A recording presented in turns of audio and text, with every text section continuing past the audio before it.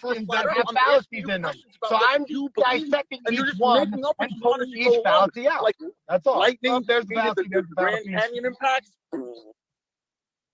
After 8 questions, listen, done. you post this. I gotta go and pick up dinner and stuff like that. It's okay. 8 questions is good. I told you I was in a rush. Look, I told you I was in a rush. Yeah, and please tell always Justin's excuse. We'll pick it up another day, all right? It will be good. Yeah, I will. Absolutely. I'd love to watch that. Honestly, I would. But let me go. I'll in a hurry. His phone's about to die. Those are always his excuses for losing debates. He has ran the last how many debates? He told me he won the other day, and I had to tag you on Facebook. So, like, he always claims he wins debates and that we can't answer his questions when we answer his questions, and he just mows over us and pretends we didn't say anything. Like Carmen, my boy Carmen, who's another fellow vegan. We'll have him up here one of these days. Carmen just that was 8 questions he concisely destroyed instantly. And Justin just yelled over him the whole time. He really does. He will shout right over you.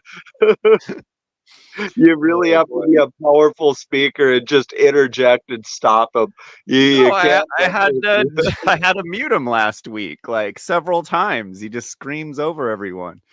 Oh, I laughed so hard when you muted him because did you see how animated he kept going? Just no idea.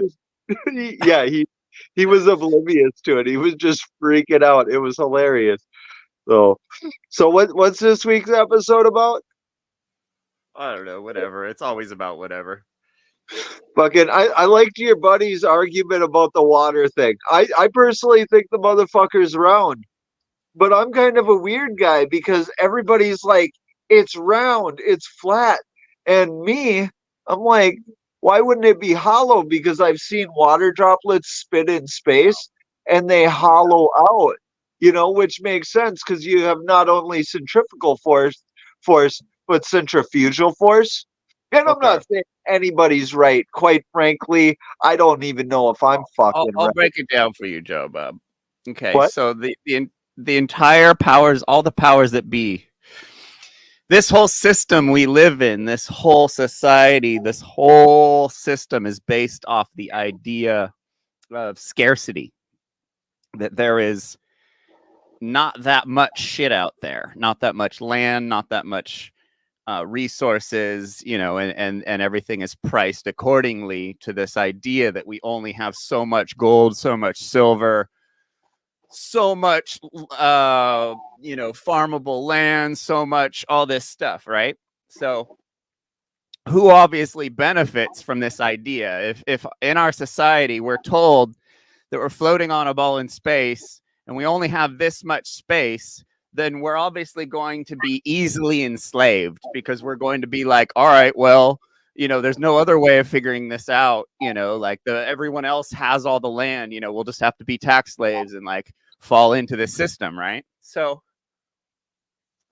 the powers that be of it convincing us that we're floating on this ball of space, right? In space that's small. The flat earth thing, I'm agnostic on it, but it's a really fun subject to get into. It's a really fun rabbit hole. And anyone who completely discredits anyone who completely discredits it is fooling themselves. They for sure haven't looked into it enough. Because if they did look into it enough, they would see that there are some reasonable arguments in there, and there is some weird stuff that's been happening. And so anyway, the powers that be benefit from the scarcity. There only being so much land and all this stuff. So my theory, which is what I lean towards, is that it's not that it's flat or round or anything. There's just more space out there that they aren't telling us about. There are vast natural resources at our fingertips, but we've been convinced through years and years of the powers that be having a complete hold on us, psychologically, physically, everything. So we've all convinced ourselves that we're only stuck we're stuck on these few continents and that's it. When really outside, there's far more land and far more natural resources where we could all go live and not have to be tax slave in this system. So that's when people ask me, they're like, what does flat earth matter? And it's like, well, wouldn't you be interested if we figured out that there was a lot more land out there with natural resources and we didn't have to be tax slaves living under this psychotic system? Like, hello, like, you don't think that's interesting? And this was something me and Larkin got a massive argument about this back in the day, made videos back and forth at each other about this. Because if you're into scientism, then you're going to believe everything that's said, on Discovery Channel and all that stuff, just like Justin Pedini. And you're not even going to listen or look at this stuff. It's these Star Trek people, these people that were really into Star Trek when they were kids. They just don't want to give up this fantasy. Braxton, close your window. That's going to be a problem. That's actually the only sun protection I have right now. Oh, okay. I'm a Star Trek guy myself, personally. I love that. So it's hard to. It's a romantic. You have this romantic involvement. No, it's okay, Braxton. You don't have to shut your camera off. I'll just go. So it's hard to give up that romantic idea of science fiction that was forced down our throats. But I think that there is more land out there past. I think we're just shoved off in this corner. We may be like on the other side of the ice wall thing. Wouldn't possibly. that be dope? I would love for you guys to be right. It is, man. I would love for you guys to be right about that. I really would. I think it's hollow personally, but that would create more land. I mean, it doesn't matter it doesn't matter what shape it is. There's more out there, and that's the most important thing. Well, like we can argue. Everyone's been arguing about flat Earth for years. Flat Earth. But it's like it doesn't matter. Why don't we, go investigate instead of talking about it? So. But think about hollow. If you have hollow and you have the inside, you have the entire inside. You double the surface area. No, there's plenty of stuff interesting stuff about hollow Earth for sure. I don't know that it's real, but I do like your concept of having the more land, more resources. And they really do try and make us think things are so much more finite than they are. They really do.